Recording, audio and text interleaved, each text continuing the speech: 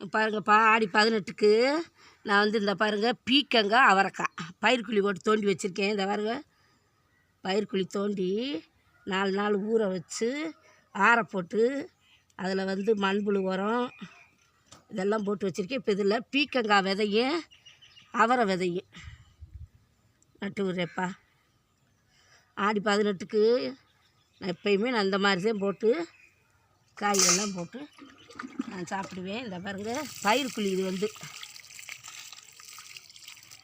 2 குழி தோண்டியிருக்கேன். இந்த பாருங்கப்பா, இப்போ 2 குழியில் பீக்கங்காய் விதை 2லேயும் கலந்து ஊண்டி விட்டால் நம்ம வாட்டுக்கு அவரையும் பீக்கங்காயும் ஊண்டி விடுறேப்பா.